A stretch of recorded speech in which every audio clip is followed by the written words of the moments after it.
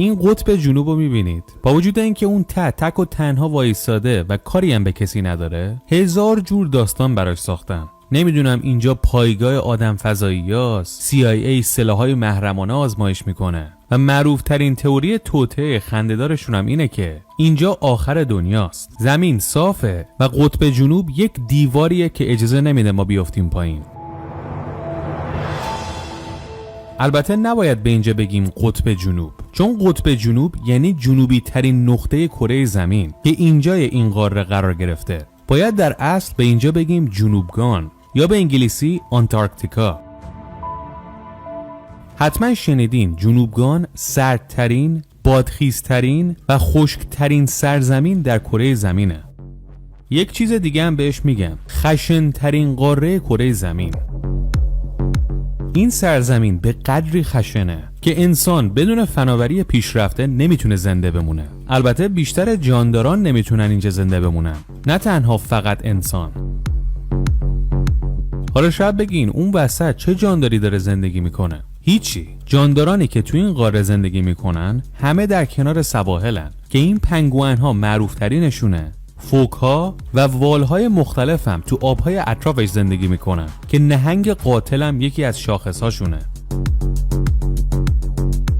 یک پرانتز اینجا باز کنیم. باورتون میشه این فوک ها سگسانن؟ اگر این ویدیو رو تو باغ وحش آنتن دیده باشید میدونید که فوک یک سگسانه که طی میلیون ها سال محل زندگیش باعث شده که به این شکل در بیاد. خب برگردیم به جنوبگان. میخوایم بریم این رو یک چرخ بزنیم ببینیم چه خبره. هرچی گشتیم دیدیم خبر خاصی نیست، فقط یک سری پایگاه‌های عجیب غریب ساختن که شبیه سفینه‌های فضاییه. بعد از یک سری تحقیق فهمیدیم اینها رو انسان‌ها ساختن، نه پنگوئن‌ها اینجا نقشی دارن نه موجودات فضایی. حالا خارج از شوخی، چرا پایگاه‌هاشون این شکلیه؟ چرا همه چی مثل ایستگاه‌های فضایی میمونه؟ بناهایی که به مدل‌های مختلف طراحی شده و مثل یک پازل در کنار همدیگه قرار گرفته. اولین گروه انسان‌هایی که به این سرزمین اومدن و گفتن بذار یک سرپناهی اینجا درست کنیم، اسکاتلندیا بودن. اونم در سال 1903 میلادی. اسکاتلندیا زیاد باور نداشتن اینجا به دردشون میخوره، اما با این حال گفتن یک سرپناهی درست میکنیم، شاید برگردیم به ازش استفاده کنیم. اونا میگن خب سرپناهمون رو با چی بسازیم؟ با برف و یخ؟ برای اینکه مساله گیر بیارن رفتن این گوشه نوک که در اصل یک جزیره سنگیه و میتونی سنگ ازش برداشت کنی.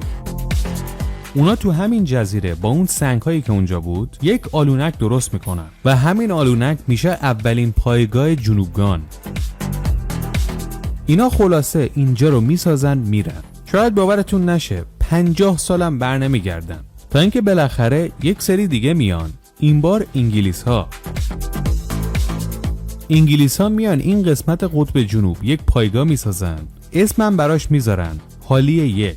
هالی رو مثل یک ساختمون معمولی ساختن. آجر و چوب رو از جاهای دیگه آوردن و اینجا این بنا رو ساختن که مثل یک بنای عادی تو همه جای دنیاست. اونا فکر میکردن جنوبگانم مثل بقیه دنیاست و میشه هر ساختمونی رو ساخت. اما سال به سال که میگذره میبینن این ساختمونشون داره زیر برف دفن میشه، مثل اینکه داره فرو میره تو برف. اما اون فرو نمیرفت، اطرافش برف جمع میشد و آب نمیشد و هی ضخامتش بیشتر میشد و بیشتر، به طوری که 13 سال بعد از ساخت این بنا، یعنی در سال 1968، هالی 1 دیگه تا خرخره زیر برفه. اونا مجبور میشن اینجا رو ول کنن برن یک جای دیگه بسازن. بعد از این تجربه انگلیس‌ها فهمیدن اینجا یک دنیای دیگه است و نمیشه مثل جاهای دیگه کره زمین باهاش رفتار کرد. برای همین مهندساشون رو صدا کردن، گفتن یک فکرایی بکنید، ساختمون‌هایی طراحی کنید که اینجوری تو برف دفن نشه. اونها یک لوله فولادی طراحی میکنن که مثل یک بدنه هواپیما میمونه. این طراحی هم جواب نمیده، چون بعد از چند سال با همه مشکل روبروه، چون هر سال داره بیشتر میره تو برف. خلاصه بعد از این شکست ها اونها فهمیدن که ساختمونی که یه جا مستقر باشه و ثابت باشه جواب نمیده. باید ساختمونی بسازن که قابل جابجایی باشه. اما اونها به جاهای بزرگ احتیاج داشتن. ساختمونهای بزرگ هم که نمیشه جابجا کرد. برای همین ایستگاه‌های فضایی رو الگو کردن و دست به طراحی بناهایی زدن که تکه تکن و مثل پازل به هم وصل میشن و یک ساختمون بزرگ رو تشکیل میدن. بعد اینو ساختن که اسمش هم گذاشتن هالی 6.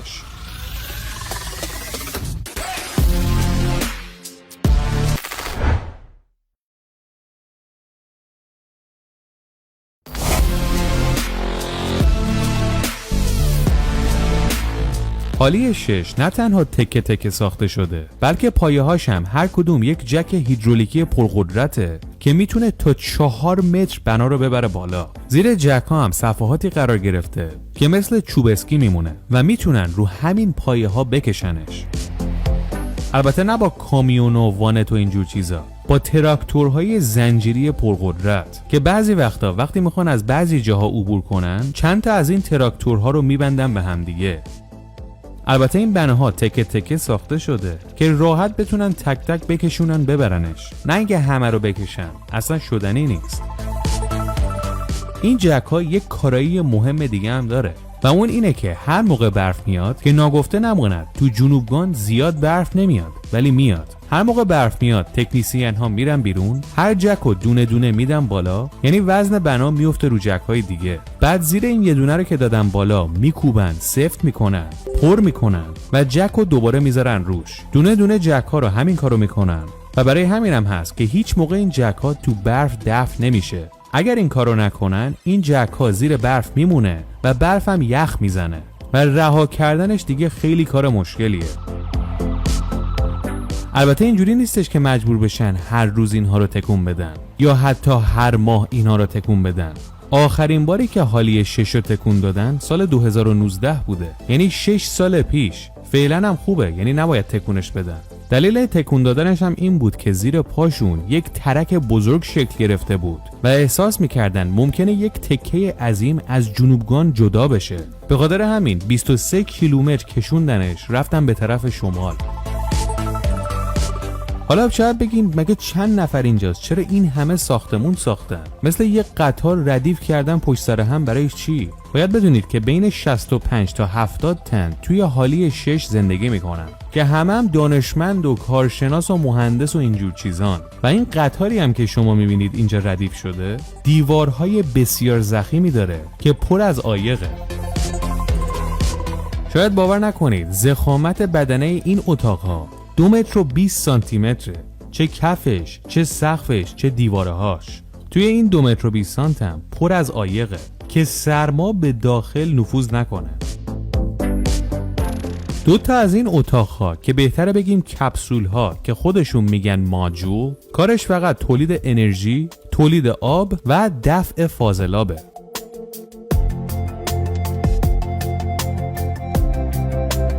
چند تا ژنراتور دیزل اون تو هست، اونم با تانک هایی که سوخت دیزل مخصوص توشه، چون دیزل معمولی اونجا یخ میزنه و اصلا قابل استفاده نیست. اینها برق تولید میکنن. بعد دستگاهایی دارن که برف زیر پاشونو برمیداره و آب شیرین تولید میکنه.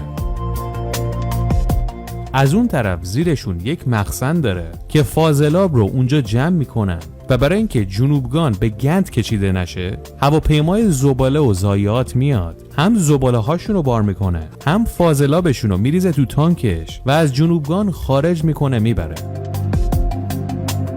البته ناگفته نماند همه پایگاه هایی که تو جنوبگان هست این کارو میکنن. یکی از قوانین سرسخت اونجا اینه که هر کشوری میاد اونجا پایگاه میزنه، فاضلاب و زباله‌شو رو باید از اینجا خارج کنه و ببره. پنجره های این کپسول ها رو میبینید. فکر میکنیم شیشه است یا تلقه، اما هیچ کدوم از اینها نیست، چون شیشه و تلق عایق خوبی نیست. برای همین پنجره های اینجا با یک ژل مخصوص ضخیم ساخته شده به نام نانو ژل که به شدت عایق ضخیمه، اما میتونی اون ورش رو قشنگ ببینی و انگار نه انگار که ضخامت زیادی داره. وقتی نانو ژل به جنوبگان اومد، یک فناوری گرون به شدت پیشرفته بود، اما امروزه به جایی رسیده که تو پنجره های آسمان خراش‌های بلندم نانو ژل کار میذارن. این پنجره ها باعث میشه که پول سرد و گرم کردن داخل این ساختمون ها به شدت بیاد پایین، چون وقتی یه جا درست عایق شده باشه، کولر نباید 24 ساعت کار کنه برق مصرف کنه. بخاری نباید 24 ساعت کار کنه گرمش کنه. مثلا برج خلیفه تو دبی قرار گرفته، تمام بدنش هم شیشه است، اما شیشه نیست، شکل شیشه است، نانوژله. اگر شیشه باشه تو گرمای اونجا، کولر باید صبح تا شب آخرین درجه کار کنه، اما نانوژل این مشکل رو حل کرده. خب برگردیم به جنوبگان. این پایگاه حالیه 6 رو که الان براتون تعریف کردیم مال انگلیس هاست، اما کشورهای دیگه چی دارن؟ اونا چی کار میکنن با این سرما و دفت شدن ساختمون هاشون؟ یه مقدار اونورتر همون نوک تو یک جزیره برزیلیا این پایگاه رو ساختن، کماندانت فراس. این جزیره‌ای که اینها رفتن توش جاییه که یخ نیست، برفم که اونقدری نمیاد، برای همین اینا میتونن بنا رو ثابت بچسبونن به زمین. همین کارم کردن.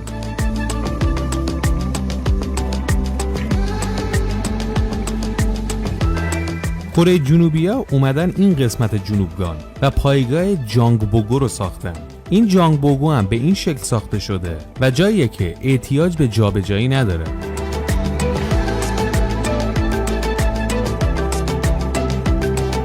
هندوستان هم اومده اینجا اینو ساخته، بهاراتی. هر پایگاهی به فراخور حال اون منطقه جنوبگان ساخته شده.